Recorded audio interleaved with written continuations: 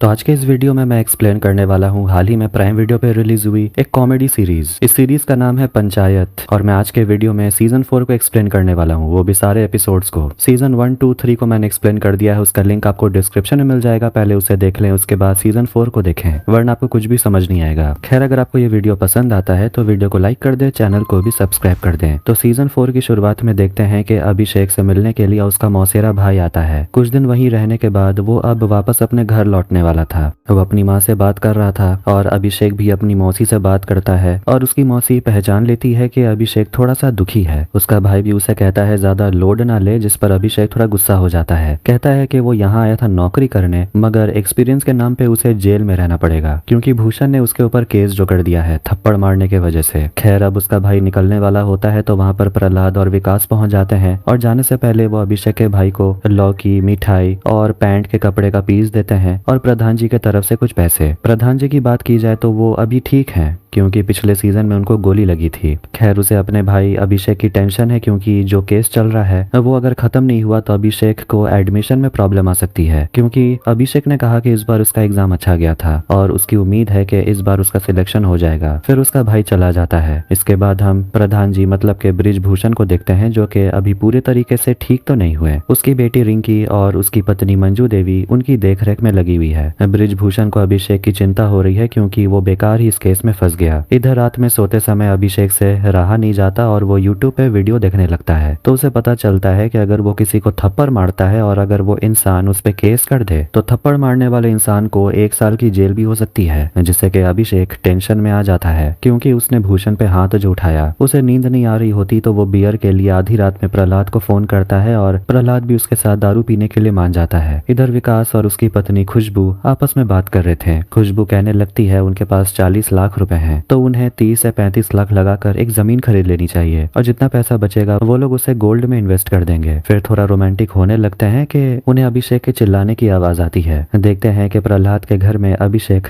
दारू पीकर चीख रहा था क्योंकि उसे भूषण पे काफी गुस्सा आ रहा था। तभी विकास उसके घर पे आ जाता है और पूछता है कि आखिर हो क्या रहा है। फिर तीनों बैठ के दारू पीते हैं और फिर से अभिषेक चिल्लाने लगता है, लेकिन वो थोड़ा हताश भी हो गया था क्योंकि उसने सच में भूषण को थप्पड़ मारा था और वो अब बुरा फंसने वाला है। लेकिन वो अपने हाथ में चप्पल लेकर दौड़ पड़ता है क्योंकि इस बार वो भूषण को दोबारा मारेगा, मगर बाकी दोनों उसे रोकते हैं। इधर हम सितारा को देखते हैं जो कि विधायक का घोड़ा है और प्रहलाद और विकास उस घोड़े का ख्याल रखते हैं। देखते हैं कि अभिषेक अपना मन बना लेता है कि वो भूषण से माफी मांग लेगा। आधी रात में ही वो लोग भूषण के घर पहुंच जाते हैं मगर गेट पर ताला बंद था तो अभिषेक बाउंड्री पर चढ़कर अंदर चला जाता है, जिससे कि भूषण और उसकी पत्नी क्रांति देवी चोर चोर चिल्लाते हुए बाहर निकलते हैं। अभिषेक आखिर में भूषण को सॉरी कह देता है, लेकिन वो लोग इतने जल्दी सॉरी एक्सेप्ट करने वाले हैं नहीं। भूषण कहता है कि आप पर लगा हुआ केस हम वापस ले लेंगे, लेकिन उसके बदले में हमें कुछ चाहिए, सॉरी से काम नहीं चलेगा। प्रधान जी को बोलिए गोली चलाने वाला जो कांड हुआ जिसमें भूषण और विधायक जी का नाम दर्ज है FIR में, उसे वापस ले ले। क्रांति कहने लगती है केस करना था तो विधायक पे करते, भूषण को क्यों घसीटा इसमें। अभिषेक और बाकी दोनों नहीं मानते तो भूषण कह देता है तो फिर आप लोग जा सकते हैं। इधर अगली सुबह रिंकी कैट एग्जाम की किताबें वापस अभिषेक को लौटा देती है। कहती है मुझसे तो MBA की तैयारी नहीं होने वाली। इधर कल रात भूषण को घर पे जो कुछ भी हुआ प्रहलाद और विकास बृजभूषण और मंजू देवी को बता देते हैं। कह देते हैं कि सचिव जी खुद को बचाने के लिए प्रधान जी से इतना बड़ा त्याग नहीं मांगने वाले। बृजभूषण अभिषेक को समझाने के लिए आते हैं मगर अभिषेक उन्हें कहता है कि भूषण ने आपके साथ जो कुछ भी किया इलेक्शन जीतने के लिए ये आपका सबसे बड़ा हथियार है। लेकिन बृजभूषण उसे कहता है अरे भाई तुम हमारी चिंता क्यों करते हो, तुम अपने बारे में सोचो और इस केस को हटवाओ। इधर हम विधायक को देखते हैं जो अपने आदमी को पीट रहा था, जो गया था प्रधान को गोली मारने, लेकिन वो कबूल करता है कि उसने बृजभूषण को गोली नहीं मारा। विधायक सोचने लगता है कि अगर इसने नहीं मारा और उसके किसी आदमी ने नहीं मारा तो फिर बृजभूषण को गोली मारा किसने। भूषण विनोद से मिलने आता है। भूषण बहुत खुश होता है कि आखिरकार प्रधान जी उसके ऊपर चार्जेस हटाने वाले हैं, लेकिन विधायक उनके ऊपर बहुत चिल्लाता है, कहता है कि वो लोग गधे हैं अगर वो लोग ऐसा सोचते हैं कि प्रधान जी पीछे हट गए हैं या फिर वो कमजोर हैं। वो चिल्लाने लगते हैं कि FIR से भूषण का नाम हट गया गया, लेकिन विधायक का नाम अभी भी तो है। इसलिए पुलिस स्टेशन जब वो लोग पहुंचते हैं तो भूषण उन सभी से कहता है कि एक और रिक्वेस्ट है, हम लोग चाहते हैं कि भूषण के नाम के साथ विधायक का नाम भी एफआईआर से हटवा दिया जाए। मगर सब इंस्पेक्टर संजय पूछता है कि अगर दोनों का नाम हटवा देंगे तो फिर एफआईआर में क्या लिखा जाए, प्रधान जी पर गोली किसने चलवाई। वो ये भी समझाता है कि यही तो हथियार है इलेक्शन जीतने का। भूषण को विधायक बार बार कॉल कर रहा था। इधर अभिषेक भी अपना मन बना लेता है कि किसी का नाम एफआईआर से हटवाने की जरूरत नहीं, हम हटवा दिया तो नॉमिनेशन करवाने से पहले ही इलेक्शन हार जाएंगे। कितने में विनोद आकर बताता है डिमांड में एक और छोटा सा बदलाव है, विधायक को उनका घोड़ा लौटाना पड़ेगा। मगर अभिषेक, विकास, प्रहलाद और मंजू देवी डिसीजन ले चुके थे कि वो लोग एफआईआर से किसी का नाम नहीं हटाएंगे और ना विधायक की एक बात सुनेंगे और वहां से चले जाते हैं।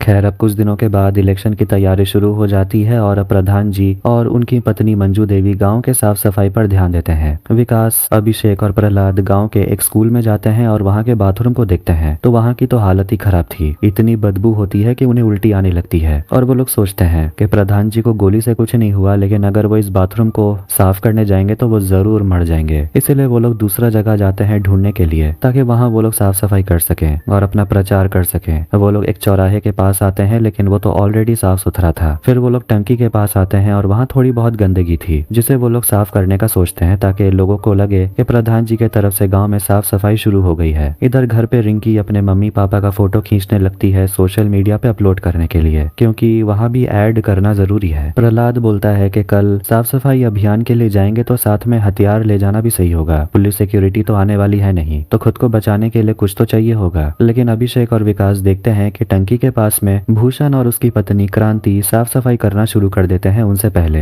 ये देखकर दोनों का होश उड़ गया था और सोचने लगते हैं अब वो लोग क्या करेंगे। वो लोग तुरंत जाकर बृजभूषण, मंजू देवी को सब कुछ बताते हैं कि भूषण आखिर कर क्या रहा है। प्रहलाद बोलता है ये सब बातों पर ज्यादा ध्यान न देकर कोई और जगह देखते हैं, वहाँ जाकर साफ सफाई करते हैं। मंजू देवी पूछती है अभिषेक से कि टंकी को छोड़कर आपने और कितने गंदे जगह को देखा, तो वो कहता है 2 या 4। वो पूछती है सबसे गंदा क्या था, तो वो लोग बता देते हैं स्कूल का बाथरूम। मंजू कहती है वो खुद उसे साफ करेगी। वो लोग बाहर आते हैं तो वो माधव को देखते हैं जो कि उन पे नजर रखा हुआ था उनका प्लान जानने के लिए, जिसे वो समय समय पर भूषण को बताते रहता है। अब इससे पहले भूषण बाथरूम को ब्लॉक कर ले, अभिषेक तुरंत स्कूल के मास्टर जी को कॉल कर देता है और उनसे कहता है बाथरूम को ब्लॉक करके रखने ताकि भूषण वहां ना आ जाए। लेकिन वो तो नशे में था और स्कूल में तो नहीं लग रहा था। फिर जैसे ही वो लोग स्कूल की तरफ जा रहे थे, भूषण और उसकी टीम भी उन लोगों से भिड़ जाती है और भूषण और क्रांति भी जा रहे थे स्कूल के टॉयलेट को साफ करने, जिससे कि उन दोनों में ही झगड़ा होने लगता है कि कौन सबसे पहले बाथरूम जाके साफ करेगा और लोगों में नाम कमाएगा। बाथरूम के दरवाजे तक पहुंचने पर मास्टर जी वहां पहुंच जाते हैं और वो लोगों से कहते हैं कि आप लोग झगड़ा करते रहिए, मैं थोड़ा फ्रेश होकर आता हूँ। मंजू सभी को शांत होने को बोलती है और सबके सामने उनसे पूछती है कि तुम लोग हमारे पीछे क्यों पड़े हो। रिंकी पूछती है आप लोग हम पर नजर क्यों रखे हुए हैं, या फिर से मेरे पापा के ऊपर गोली चलाना चाहते हैं। मंजू गाँव वालों को बता देती है कि भूषण ने विधायक की मदद लेकर प्रधान जी पे गोली चलवाया और वो उसे कहती है कि दम है तो अब गोली चला के दिखाओ, और गोली चलानी है तो छाती पे चलाना। और वो क्रांति से कह देती है ज्यादा उछलने की जरूरत नहीं है। अब इतनी बेइज्जती होने के बाद भूषण और उसकी पत्नी और सभी लोग वहां से चले जाते हैं। फिर मास्टर जी के निकलने के बाद मंजू अंदर जाती है बाथरूम साफ करने। इधर भूषण प्लान बनाता है कि अगर प्रधान अपना जख्म दिखाकर वोट लेना चाहता है तो वो भी जख्म का जवाब जख्म से देगा और वो अपना माथा फोड़ लेता है। इधर हम देखते हैं कि मंजू देवी आखिरकार बाथरूम साफ कर देती है और सभी गाँव वाले ताली बजाने लगते हैं कि तभी वहाँ फिर से क्रांति और भूषण पहुंच जाते हैं और अपना नाटक शुरू कर देते हैं। भूषण के सिर से खून निकल रहा था और क्रांति उन लोगों पर इल्जाम लगाती है आप लोगों के कारण ही ये सब कुछ हुआ है, हम लोग घर जा रहे थे पर किसी ने हम लोगों पे पत्थर फेंका और एक पत्थर भूषण के सिर पे लगा। फिर वहाँ वो सबके सामने बृजभूषण और मंजू देवी को चैलेंज करके चली जाती है कि वो उसे इलेक्शन में देख लेगी। विकास लैंड रजिस्ट्रेशन करा लेता है और उसी खुशी में वो प्रधान जी और सभी को मिठाई बांट रहा था। फिर वो चारों भी आपस में बात करने लगते हैं कि आखिर भूषण पर पत्थर मारा किसने। बाहर वो लोग सभी विनोद और माधव को देखते हैं झगड़ा करते हुए। वो दोनों आपस में ही उप प्रधान बनने के लिए लड़ रहे थे कि कौन बनेगा उप प्रधान। चारों बाहर आते हैं और उन दोनों को बुलाते हैं मिठाई खाने के लिए। सिर्फ विनोद आगे आता है और वो एक लड्डू लेता है। भूषण देख रहा था, विनोद मुंह लटकाए बैठा हुआ था और माधव से पूछता आखिर हुआ क्या। तब वो कहने लगता है कि प्रधान ने एक लड्डू खिला दिया इसे और विनोद ने खा भी लिया। विनोद गुस्सा हो जाता है और कहने लगता है कि अगर खा भी लिया तो क्या हो गया, सिर्फ एक लड्डू ही तो था। भूषण अब थक चुका था और वो उन लोगों से कह देता है कि तुम लोगों लोगों को जो करना है वो करो। विनोद गुस्सा हो जाता है और उनसे कहता है कि अब जैसे भी हो मैं उन्हें एक लड्डू लौटा के रहूंगा, इसके लिए मुझे लड्डू खरीदना ही क्यों ना पड़े। और वो अपने घर जाने लगता है तो उसे रास्ते में खुशबू नजर आती है जो कि घर घर में लड्डू बांट रही थी। तो विनोद भी उसे लड्डू मांगता है और पूछता है कि आखिर आप प्रसाद किस लिए बांट रही हैं। तो खुशबू कह देती है कि उसने और विकास ने मिलकर एक जमीन खरीदा है। फिर विनोद चला जाता है ग्राम पंचायत ऑफिस और वहाँ एक लड्डू लौटा देता है, मगर कोई लड्डू नहीं लेता। तो वो जबरदस्ती अंदर आकर एक प्लेट में लड्डू रख देता है। ये देखकर विकास और अभिषेक उसे कहने लगते हैं कि तुम कैसे आदमी हो, ये प्रसाद ही तो था, वो भी लौटाने के लिए आ गए। खैर तुम्हारी गलती नहीं है, भूषण के साथ रहकर इंसानियत खत्म ही हो जाती है। विनोद कहने लगता है कि आप लोगों से एक लड्डू क्या ले लिया, भूषण तो मेरी वफादारी पे शक करने लगा, मैं उनका गुलाम थोड़ी हूँ, वो थोड़ी हमको समझाएगा कि हम किससे बात करेंगे किससे नहीं। विकास कहता है हाँ बात तो सही है, जिसके मन चाहो उसके घर जाओ। खैर प्रधान जी के घर में भोज होने वाला है, चाहो तो वहाँ भी आ सकते हो। अब विनोद का मन ललचाने लगता है भोज का नाम सुनकर। अभिषेक कहने लगता है कि भूषण अच्छा आदमी है लेकिन उसे फिलहाल सही रास्ते में लाना जरूरी है। विनोद वापस लड्डू ले लेता है और कहता है शाम को वो भोज में जरूर आएगा। उसके जाने के बाद दोनों के चेहरे पर मुस्कान आ जाती है कि थोड़ा बहुत चांस है कि विनोद उनके टीम में आ जाए। विकास सोचने लगता है कि उन्हें तो ये सरकारी नौकरी छोड़कर पॉलिटिक्स ज्वाइन कर लेनी चाहिए। अब असल में कोई भोज वोज होने वाला था नहीं, ये तो बस उन्होंने बोल ही दिया, जिससे कि रिंकी भी परेशान थी क्योंकि अब उन्हें फालतू में पूरी सब्जी बनानी पड़ रही है। खैर अब जैसा विनोद ने कहा था वो प्रधान जी के घर पहुंच जाता है और प्रधान जी से कहता है कि गेट के बाहर डोरबेल लगा लेने। फिर वो पूरी सब्जी खाने लगता है और खाने की बहुत तारीफ करता है और कहने लगता है कि अगर ऐसा खाना रोज मिले तब तो उसे पार्टी बदल लेनी होगी। मंजू कहती है तो फिर बदल लीजिए। विनोद खांसने लगता है तो अभिषेक कहता है अरे मंजू देवी मजाक कर रही थी, उनका वो मतलब नहीं है। दरअसल यहाँ अभिषेक और बाकियों का तो यही प्लान था कि वो लोग किसी तरह विनोद को भूषण के खिलाफ भड़काएं पार्टी बदलने के लिए, लेकिन अब तक भूषण के खिलाफ विनोद ने कुछ बोला नहीं है तो वो लोग इस बात को उठाए कैसे। अगर भूषण के खिलाफ डायरेक्ट वो लोग बोलेंगे तो विनोद को शक हो जाएगा, मगर अब तो पूरी सब्जी भी खत्म होने को है। इसलिए प्रधान जी रिस्क लेकर उसे पूछ लेते हैं कि एक बात बताओ कि भूषण पर पत्थर किसने मारा। विनोद थोड़ा हिचकिचाता है लेकिन वो कहता है किसी ने पत्थर नहीं फेंका और वो पूछने लगता है कि आप लोगों के बुलाने का मकसद यही था क्या, हमें हमारी ही पार्टी के खिलाफ भड़काना। वो भूषण को कॉल करता है और कह देता है वो प्रधान के घर पे है, लेकिन चिंता न करने वो पार्टी नहीं बदलेगा। मगर भूषण गुस्सा हो गया था और वो विनोद से कह देता है कि अब तुम उप प्रधान के बारे में भूल ही जाओ। मंजू विनोद को सेवई खाने को देती है। विनोद निराश हो जाता है लेकिन प्रहलाद उसे कह देता है कि अगर यहाँ इलेक्शन में मंजू देवी जीत जाती है तो यहाँ भी उप प्रधान की जरूरत पड़ेगी। विकास कहता है भूषण का सच गाँव वालों के सामने लाना पड़ेगा, इलेक्शन तो हम लोग आराम से जीत जाएंगे। विनोद खड़ा हो जाता है और कहता है कि मैं गरीब हूँ लेकिन गद्दार नहीं, यहाँ आके सच में अच्छा लगा। फिर वो जाने लगता है। अभिषेक उसे पूछता है मुझे पता है भूषण ने अपना माथा खुद फोड़ा। विनोद बोलता है मुझे भी पता है कि प्रधान जी ने खुद पे गोली चलाया, सिर्फ एक गोली लगी वो भी कंधे पर, प्लानिंग तो सोच समझ के हुई है। फिर वो चला जाता है और सभी लोग शक के नजरों से प्रधान को देखने लगते हैं, क्या सच में उन्होंने खुद पे गोली चलवाई। ब्रिजभूषण गुस्सा हो जाता है और अपनी बेटी की कसम खाकर कहता है कि हमने खुद पे गोली नहीं चलवाई। अगली सुबह विनोद भूषण और माधव से मिलता है और विनोद ने अपने पार्टी की अंदर की खबर प्रधान जी को नहीं बताया, जिससे कि भूषण राहत की सांस लेता है। माधव पूछता है वैसे प्रसाद बट क्यों रहा था, तो वो कह देता है कि विकास का जमीन खरीदाया है फुलेरा मोड़ पे।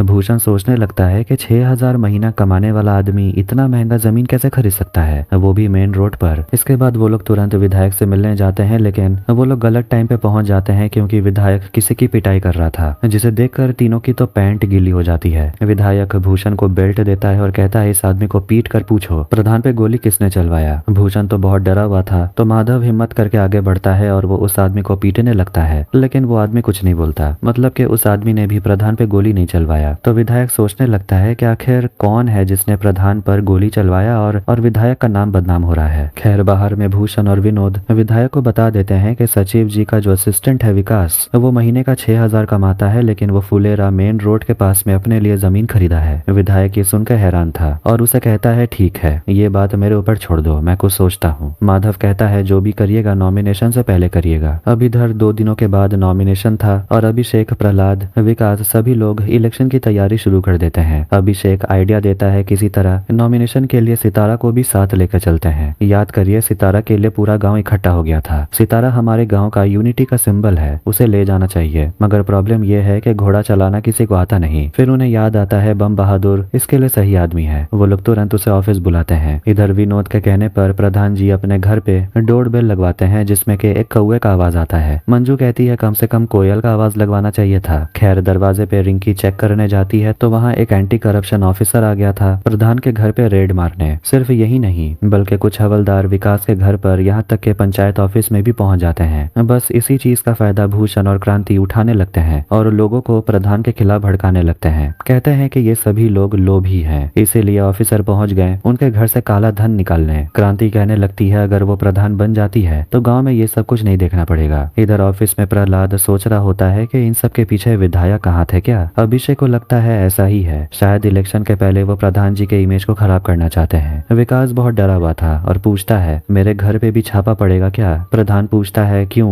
हो जाएगा तो प्रॉब्लम क्या है। लेकिन वो तो कुछ ज्यादा ही टेंशन में था और कह देता है कि उसके घर में 6 लाख रुपए कैश है। अभिषेक घबरा जाता है क्योंकि ऐसे में तो कोई भी शक करेगा कि 6,000 कमाने वाले के घर में 6 लाख कैश कैसे मिला। कि अचानक वहाँ पे बम बहादुर आ जाता है और पूछता है हमारी कोई मदद चाहिए क्या। इसके बाद हम देखते हैं बम बहादुर विकास के घर पहुंच जाता है और छत पे जाके खुशबू को समझाता है घर में जितना भी कैश है उसे इस रुमाल में बांधकर उसे दे देने, क्योंकि अगर पैसा पकड़ा गया तो वापस मिलेगा नहीं, भले ही वो पैसा ब्लैक हो या ना हो। मगर खुशबू छत में गई थी तो दोनों हवलदार को शक हो जाता है, पर खुशबू किसी तरह सिचुएशन संभाल लेती है। कहती है मैं प्रेग्नेंट हूं ना, इसीलिए थोड़ी सी खुली हवा चाहिए थी। ये बात दोनों हवलदार मान लेते हैं और खुशबू उन्हें कहती है कि आप प्रधान जी की बेटी रिंकी को बुला सकते हैं, वो मेरी दोस्त है, मुझे उसकी थोड़ी मदद चाहिए। दोनों हवलदार सामने से बम बहादुर को सीढ़ी लेकर जाते हुए देखते हैं तो वो उसी से पूछते हैं तुम्हें पता है प्रधान जी का घर कहाँ है। बम बहादुर कहता है हाँ पता तो है। दोनों उसे बोलते हैं जाकर रिंकी को बुला कर लाओ, कहना कि विकास की पत्नी की तबीयत खराब है। इधर प्रधान के घर छापा चल रहा था मगर उन्हें कुछ मिल नहीं रहा। तभी बम बहादुर वहाँ पहुंच जाता है और ऑफिसर से कहता है रिंकी को विकास के घर भेजना है। उधर दोनों हवलदार से जो कि खुशबू के घर पे हैं कन्फर्म करने के बाद वो ऑफिसर रिंकी को जाने देता है। खुशबू के घर पहुंचकर खुशबू उसे बताती है कि प्रॉब्लम हो गई है तो रिंकी उसे बोलती है कि घर के पीछे बम बहादुर खड़ा है, आप पैसे लेकर आइए, हम पैसे उसी को दे देंगे। खुशबू चुपचाप अंदर से पैसे लेकर आती है और जबकि दोनों हवलदार बाहर बैठ के अपने फोन में लूडो खेलने में बिजी थे। फिर रिंकी दम लगा के जोर से उस प्लास्टिक को घर से बाहर फेंक देती है। बम बहादुर उस प्लास्टिक को कैच कर लेता है जिसमें के पैसे होते हैं, लेकिन सामने वही एंटी करप्शन वाला ऑफिसर आ जाता है, जिसके बाद विकास, खुशबू और रिंकी को अरेस्ट कर लिया जाता है। बाकी लोग चिल्लाने लगते हैं और जब ऑफिसर का विरोध करते हैं तो प्रहलाद उन्हें कहता है कि ये पैसे उसके अकाउंट से हैं, उसने बस विकास को दिया था रखने, मगर ऑफिसर उसकी नहीं सुनता। मंजू, प्रधान, प्रहलाद और अभिषेक उनके गाड़ी के सामने खड़े हो जाते हैं और गाड़ी को निकलने नहीं देते। कितने में वहां पर एक और बड़े ऑफिसर आते हैं और वो एंटी करप्शन ऑफिसर को थप्पड़ लगाते हैं और कहते हैं कि अब विधायक विधायक नहीं रहे, उसकी चाटना बंद करो और इन लोगों को छोड़ दो। फिर वापस आकर वो प्रधान को पैसे वापस लौटाता है और उन लोगों से सॉरी कहता है। ये देखकर भूषण और क्रांति का तो होश उड़ गया था कि आखिर ये कैसे हुआ। फिर सभी लोग चले जाते हैं और अगली सुबह दोनों पार्टी के लोग जाकर अपना अपना नॉमिनेशन फाइल कर देते हैं।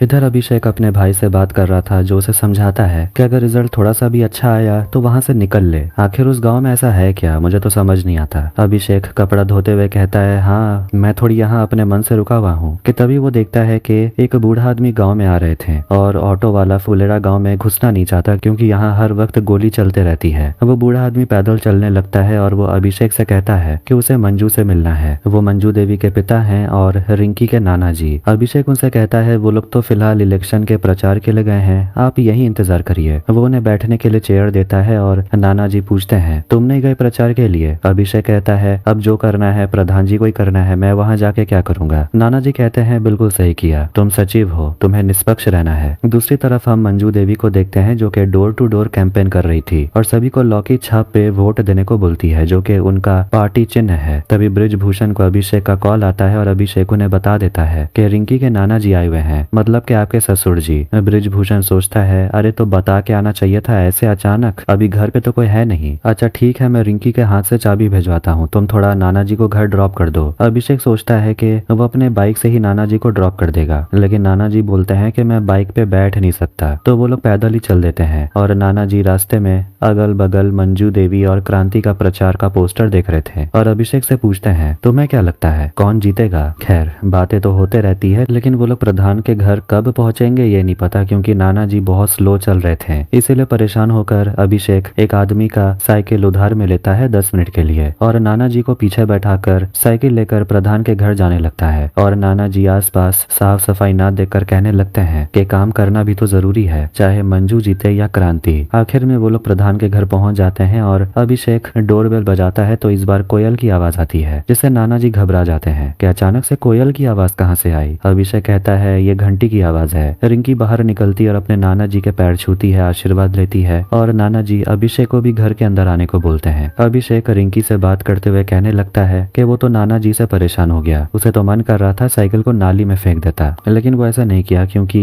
वो रिंकी के नाना जी हैं, तो उसके भी नाना जी हुए। रिंकी मुस्कुराती और पूछती है मेरे नाना जी तुम्हारे नाना जी कैसे हुए। अभिषेक कहता है अभी नहीं, फ्यूचर में तो हो सकते हैं ना। दूसरी तरफ प्रचार करते वक्त मंजू और क्रांति की टीम आपस में फिर से भिड़ जाती है और खुशबू तो खासकर क्रांति पे बहुत ज्यादा गुस्से में थी। क्रांति चिल्ला चिल्ला के बोल देती है कि 6,000 कमाने वाला 35 लाख का जमीन खरीद रहा है, इन लोगों के घर में 6 लाख कैश भी मिला, कहाँ से आता है ये सब। खुशबू गुस्से में क्रांति से लड़ाई करने लगती है और उसे धक्का दे देती है, जिससे कि क्रांति नीचे गिर जाती है। आखिर में लोग क्रांति खत्म करते हैं और अपने अपने रास्ते चले जाते हैं। विनोद भी क्रांति को समझाता है कि बात को इतना नहीं बढ़ाना चाहिए था। खुशबू बहुत ज्यादा रो रही थी और मंजू से समझाती है कि हमें इतना नीचे नहीं गिरना है, वो लोग गिरते हैं तो उन्हें गिरने दो। बृजभूषण भी कहता है गांव वाले तेरे साथ हैं, जो हुआ उसका बदला इलेक्शन में जरूर लेंगे, तुम बस भरोसा रखो। अब कुछ समय के बाद विकास वो 6 लाख रुपए प्रहलाद को वापस लौटा देता है और कहता है वो जमीन भी मैं वापस आपके नाम करवा दूंगा। घर में मंजू अपने पिताजी से मिलती है और वो उन्हें आराम करने के लिए अंदर ले जाती है, तो नाना जी कहते हैं कि भगवान सब कुछ देख रहे हैं, जो जैसा कर्म करेगा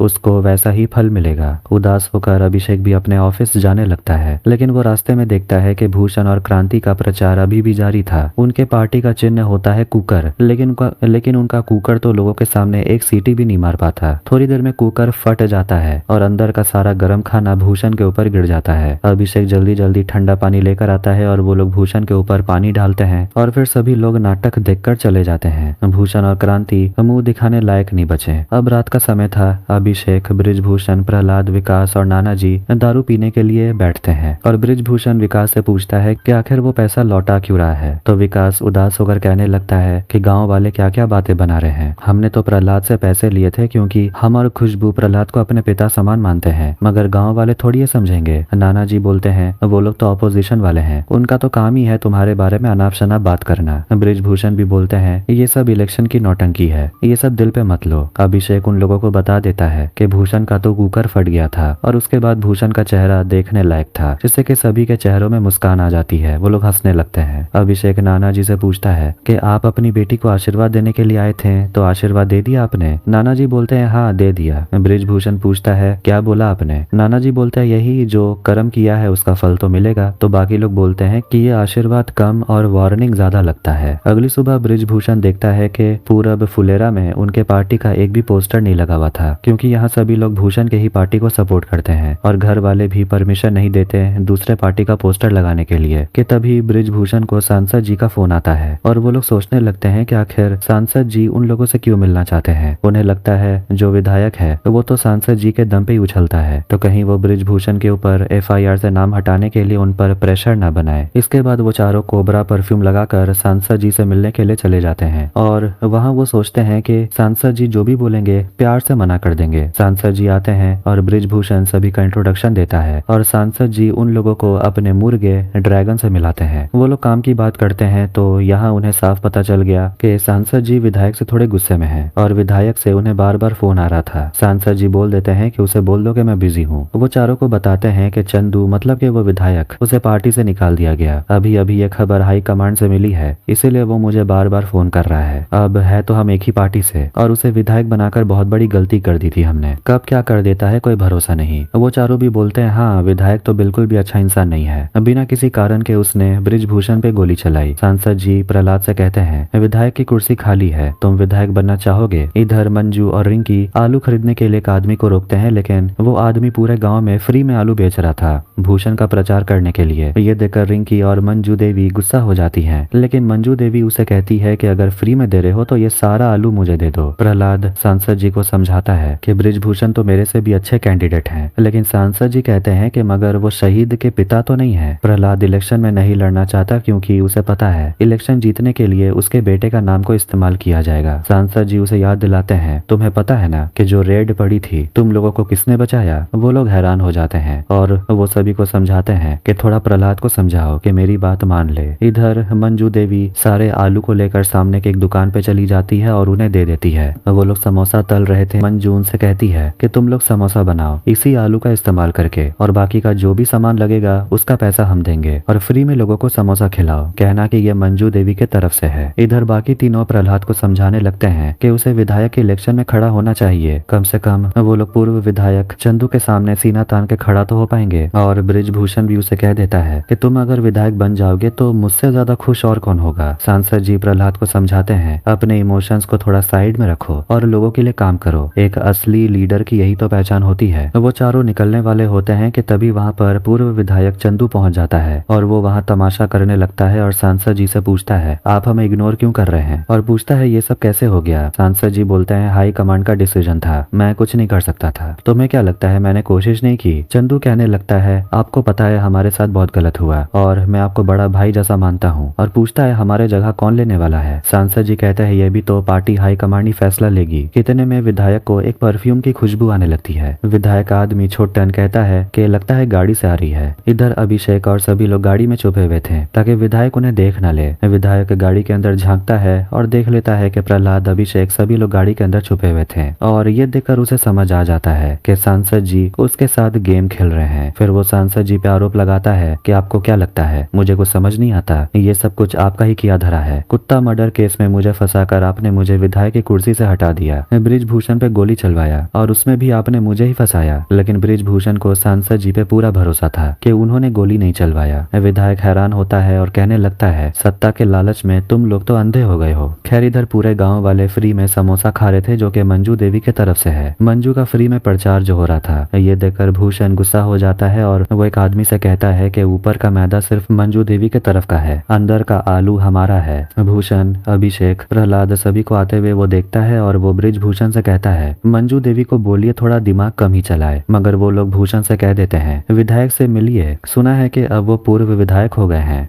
ये जान के भूषण थोड़ा अंदर से हिल गया था। घर पे आके वो लोग मंजू और रिंकी को सब कुछ बता देते हैं सांसद जी के घर पे जो कुछ भी हुआ, और मंजू और रिंकी को अब यही लगता है कि विधायक चंदू शायद सच बोल रहा था, शायद सांसद जी ने ही बृजभूषण पे गोली चलवाया और प्रहलाद ऐसे इंसान से विधायक का टिकट नहीं लेने वाला। मगर प्रधान जी गुस्से में उन लोगों को समझाने लगता है कि क्या हो गया अगर सांसद जी ने उस पर गोली चलाया है, उसे कुछ हुआ तो नहीं, गोली कंधे में ही तो लगा, और अगर उन्हें गोली लगने से प्रहलाद को विधायक की टिकट मिल जाती है या मंजू इलेक्शन जीत जाती है, गांव में सड़क बन जाता है, तो इस तरह गोली खाने से उसे कोई दिक्कत नहीं। वो चिल्लाकर बोल देता है इसी को पॉलिटिक्स बोलते हैं, जरूरी नहीं है कि सब कुछ अच्छा अच्छा ही होगा। अब 2 दिन के बाद इलेक्शन है। विकास अभिषेक से कहता है चल के बृजभूषण के सपोर्ट में खड़े होने, मगर अभिषेक कहता है कि उसका अंदर ही रहना ठीक होगा, लोगों को दिखना चाहिए कि वो न्यूट्रल है। मगर जैसे ही रिंकी बुलाने के लिए आती है तो अभिषेक तुरंत प्रधान के सपोर्ट में खड़ा हो जाता है। खैर इधर प्रधान गांव वालों के सामने स्पीच देने लगते हैं और कहते हैं कि वोट उसी को देने के लिए क्योंकि उसने गांव के लिए बहुत कुछ किया। दूसरी तरफ भूषण और उसकी पत्नी बृजभूषण और मंजू देवी के खिलाफ जहर उगलते ही रहते हैं कि इतने में ट्रांसफार्मर फट जाता है और गांव की बिजली चली जाती है, जिस पर भी भूषण और क्रांति मजाक उड़ाने लगते हैं कि पिछले बार फटा था तो 7 दिन के बाद ट्रांसफार्मर रिपेयर हुआ था, इस बार देखो कितने दिन में ठीक होता है। परसों तो इलेक्शन है। अब कुछ समय के बाद एक बच्चा बिल्लू अभिषेक से पूछने के लिए आता है कि बिजली वापस कब आएगी। उन लोगों के पास जवाब नहीं था, बोल देते हैं कि वही ठीक करवाने के लिए जा रहे हैं, शायद रात तक वापस आ जाए। वो लोग बिजली विभाग में काम करने वाले एक मिस्त्री के पास जाते हैं जो कि अपनी पत्नी के लिए चूड़ी खरीद रहा था। वो मिस्त्री कह देता है कि कुछ दिनों से बिजली विभाग में डेली काम हो रहा है, संडे भी छुट्टी नहीं मिलता, इसलिए मैं तुम लोगों के लिए काम नहीं करने वाला, मैंने खुद के लिए 3 दिन की छुट्टी ली है। बहुत रिक्वेस्ट करने पर वो मिस्त्री मान जाता है और उन तीनों को कल सुबह अपने गांव बुलाता है, ज्वालापुर। मगर विकास टेंशन में आ जाता है क्योंकि ज्वालापुर विधायक का गांव है, अगर वो लोग वहां जाएंगे तो उन पर हमला भी हो सकता है। इधर रात में एकदम अंधेरे में मंजू देवी और प्रधान जी और रिंकी टहल रहे होते हैं और गांव के सभी लोग उनसे पूछ रहे होते हैं कि बिजली कब वापस आएगी। अब वो लोग बिल्लू को भी देखते हैं जो कि सोलर लाइट के नीचे बैठ के पढ़ रहा था क्योंकि उसका इमरजेंसी लाइट का बैटरी खत्म हो गया। मंजू देवी उसे कह देती है सचिव जी के पास 2-2 लाइट है, उनके पास जाके पढ़ो। अब यहाँ बिल्लू सचिव जी मतलब कि अभिषेक के साथ बैठ के पढ़ रहा था, लेकिन बहुत रात हो चुकी थी तो वो उसे घर जाने को बोलता है, लेकिन बिल्लू का होमवर्क अभी तक कंप्लीट नहीं हुआ। कहता है अगर कंप्लीट नहीं होगा तो कल सुबह मास्टर जी बहुत पीटेंगे। अभिषेक बोलता है तो बोल देना बिजली नहीं थी, और वैसे सुबह क्यों नहीं कंप्लीट हुआ? तो बिल्लू कहता है सुबह तो क्रिकेट खेल रहा था ना इसीलिए। फिर दोनों बाहर बैठ के पढ़ाई करते हैं कि वहाँ भूषण और माधव और विनोद पहुंच जाते हैं 2-2 जनरेटर लेकर, एक पूरा फुलेरा के लिए और दूसरा पश्चिम फुलेरा में लगाने के लिए ताकि बिजली वापस आ जाए। लेकिन अगले दिन प्रधान जी एक कदम आगे निकलते हैं। वो 4 जनरेटर ले आते हैं और 2 जनरेटर पूरब और 2 जनरेटर पश्चिम में लगाने वाले थे। लेकिन भूषण को पता है कि जनरेटर फिट कराने वाला जो आदमी है, जो मिस्त्री है, वो तो विधायक के गांव ज्वालापुर में रहता है और ये चारों तो वहां डर के मारे जाएंगे नहीं। तो वो अभिषेक से पूछता है, कब जाने वाले हैं ज्वालापुर? कहिए तो हम चले जाते हैं, मिस्त्री को लेकर आ जाते हैं। बृजभूषण ये सुनकर जिद पे आ जाता है और कहता है कि अब मैं खुद जाकर ज्वालापुर से मिस्त्री लेकर आऊंगा। वो चारों किसी तरह ज्वालापुर पहुंच जाते हैं, लेकिन उन्हें डर लग रहा था क्योंकि उन सभी को लोग घूर घूर के देख रहे थे और बातें कर रहे थे। वो लोग मिस्त्री के घर पहुंच जाते हैं, मगर वो मिस्त्री कहता है कि वो ट्रिपल लोडिंग में नहीं जाएगा क्योंकि वो साथ में कुछ सामान भी लेकर जाने वाला था। विकास वीडियो बनाने लगता है और प्रहलाद उसे बोलता है, तुम्हारा जो भी कारण है वो वीडियो में बताओ। बृजभूषण कहता है, मुझे पता है विधायक ने तुम्हें मना किया है गाँव में जाने से। मिस्त्री वीडियो में बोल देता है कि हमारा गाँव का फुलेरा गाँव से दुश्मनी है, इसलिए हम नहीं जाएंगे। उसके घर के अंदर घुसते ही विधायक के लोग उन चारों पर हमला कर देते हैं और छोटन अभिषेक को पीटने लगता है और उसके चेहरे पर घूंसा मार देता है। फिर सभी लोग चले जाते हैं। मिस्त्री फिर बाहर निकलता है, पूछता है कुछ हो रहा था क्या? बहुत जोर जोर से आवाजें आ रही थी। खैर अब चारों गांव वापस आ जाते हैं और फिर उसी का मुद्दा बनाकर मंजू गांव वालों को बताने लगती है कि ज्वालापुर ये चारों गए थे और उन पर हमला हुआ और विधायक के गुंडों ने अभिषेक को बहुत पीटा और उनका दांत तोड़ दिया। क्रांति चेक करने के लिए आती है, कहाँ दांत टूटा है, और कहने लगती है दूसरे गांव में लड़ाई मारपीट करने के लिए जाएंगे तो दांत तो टूटेगा ही। अब फिर से दोनों पार्टी में झगड़ा बढ़ने लगता है तो भूषण पूछता है, आप लोग ज्वालापुर क्यों गए थे? बृजभूषण कहता है मिस्त्री को लाने। भूषण पूछता है तो फिर कहाँ है मिस्त्री? बृजभूषण कहता है हम लोग नहीं ला पाए और वो फ्रस्ट्रेट होकर गांव वालों से कह देता है कि जो ठीक लगता है आप लोग वही करिए, जिसको मन आता है उसको वोट दीजिए। इधर विधायक छोटन को अपने सोने का चैन उपहार में देता है क्योंकि उसने बहुत अच्छा काम जो किया। भूषण मिस्त्री बुलवाकर जनरेटर लगवा रहा था। इधर रात के समय अभिषेक रिंकी के साथ टंकी के ऊपर बैठा हुआ था और दोनों थोड़े नजदीक आने ही वाले थे कि बिजली वापस आ जाती है। इनका तो ना शुरू होता है ना खत्म होता है। खैर अगले दिन वोटिंग जरूर शुरू हो जाती है। अब आज के दिन अभिषेक का कैट का रिजल्ट आना था और अभिषेक बहुत ज्यादा टेंशन में था, मगर रिंकी उसे कहती है ज्यादा टेंशन ना लेने कि तभी वहाँ विकास, प्रहलाद, बृजभूषण ताम झाम लेकर पहुंच जाते हैं क्योंकि उन्हें तो पूरी उम्मीद है कि अभिषेक का रिजल्ट इस बार अच्छा आएगा ही। अभिषेक को उम्मीद है कि उसे 98 परसेंटाइल तो मिलेगा। प्रधान जी पूछते हैं ये परसेंटाइल क्या होता है? अभिषेक का इंटरनेट काम नहीं कर रहा था, तभी उसे रिंकी का कॉल आता है और उसे पता चलता है कि इस बार उसका रिजल्ट अच्छा आया। तीनों आकर अभिषेक से पूछते हैं कि रिजल्ट कैसा हुआ। अभिषेक बताता है कि उसका 97 परसेंटाइल आया। प्रधान जी पूछते हैं तो फिर बोतल खोला जाए या नहीं? अभिषेक बोलता है बिल्कुल खोला जाए। फिर सभी बहुत खुश हो जाते हैं क्योंकि अभिषेक ने वाकई में एग्जाम के लिए काफी मेहनत की थी। फिर वो रिंकी से मिलता है और वो ये जानकर बहुत दुखी हो जाती है कि 4-5 महीने के बाद अब शायद अभिषेक यहाँ से चला जाएगा। वो ये भी कहने लगती है कि मैं भी बिजनेस करने के बारे में सोच रही हूँ। कल इलेक्शन का रिजल्ट भी आना है, कौन जीतेगा क्या पता, कल ही पता चलेगा। इधर प्रधान जी के घर पे हलवाई लड्डू बना रहे होते हैं और भूषण और क्रांति भी अपने घर पे 50 किलो लड्डू हलवाई से बनवा रहे थे। उन्हें तो पूरा भरोसा है कि वो लोग ही जीतेंगे। विकास, खुशबू और प्रहलाद भी टेंशन में थे, पता नहीं कल रिजल्ट में क्या होगा, मगर प्रहलाद कह देता है रिजल्ट जो भी हो वो लोग प्रधान जी का साथ कभी नहीं छोड़ेंगे। इधर रिंकी सोचने लगती है कि अगर उसकी माँ इलेक्शन में हार गई तो अभिषेक यहाँ रुकेगा या नहीं। तो अभिषेक कह देता है कि वो 2 महीने के बाद ही निकल लेगा, यहाँ रह के फायदा क्या। रिंकी नाराज हो जाती है क्योंकि उसे लगता है वो और अभिषेक एक दूसरे से प्यार करते हैं। अभिषेक कहता है ठीक है, कुछ और महीने रुक लूंगा। रिंकी पूछती है जब मेरी मम्मी इलेक्शन हार जाएगी तो क्या आप 2-4 महीने के लिए यहाँ पर रहकर मम्मी की हेल्प नहीं करिएगा? अभिषेक कहता है मैं क्या हेल्प करूंगा, तब तो भूषण और क्रांति मेरे बॉस होंगे। गुस्से में रिंकी वहाँ से चली जाती है। फिर वो एक मिठाई दुकान में आती है कचौड़ी खाने के लिए, लेकिन सिर्फ 2 ही कचौड़ी बचे हुए थे। फिर वहाँ विधायक की बेटी भी आ जाती है और उसे भी यही 2 कचौड़ी चाहिए, जिसमें के दोनों लड़कियों का झगड़ा होने लगता है। वो लड़की अपने पापा विधायक को कॉल लगाती है। इधर प्रधान जी अभिषेक को कॉल करके बोलते हैं थोड़ा मिठाई दुकान में जाने के लिए क्योंकि वहाँ रिंकी और विधायक की बेटी का झगड़ा हो गया, थोड़ा शांत करवाइए दोनों को। इधर दुकान में दोनों लड़कियां मुंह फुला के बैठी हुई थी। दुकानदार कचौड़ी दोनों लड़कियों के पास रख देता है, कहता है जिसको ये कचौड़ी चाहिए ले जाइए। पता नहीं आप लोग ये ठंडी कचौड़ी के लिए लड़ क्यों रही हैं। बाहर छोटन अभिषेक को उकसाने लगता है क्योंकि उसने ज्वालापुर में अभिषेक को बहुत पीटा था। अभिषेक को गुस्सा आता है तो वो छोटन को एक मुक्का मार देता है। आखिर में दोनों लड़कियां कचौड़ी छोड़कर वहां से चली जाती हैं। बीच में रुककर अभिषेक मफलर पहनता है क्योंकि उसे ठंड लग रही थी, लेकिन उसे ठीक से मफलर पहनना नहीं आता तो रिंकी उसे पहनाती है। अब अगले दिन इलेक्शन का रिजल्ट निकलना था और सब इंस्पेक्टर पंचायत ऑफिस पहुंच जाते हैं क्योंकि ये गांव बहुत ही सेंसिटिव जगह है, कहीं भी कभी भी मारपीट हो सकती है। इसीलिए वो CRP सीआरपीएफ के जवानों को ऑर्डर देता है कि कहीं भी वायलेंस दिखे तो लोगों के हाथ पैर तोड़ देना। डीएम मैडम का ऑर्डर भी है। फिर वो अभिषेक से पूछता है तुम्हारे ऊपर जो चार्जेस लगाए हैं उसका ट्रायल कब से शुरू होगा। अभिषेक कहता है फिलहाल कोई डेट मिला नहीं है। इधर प्रधान के घर पे हलवाई पूछता है 25 किलो लड्डू रेडी है, और भी बनाने हैं क्या।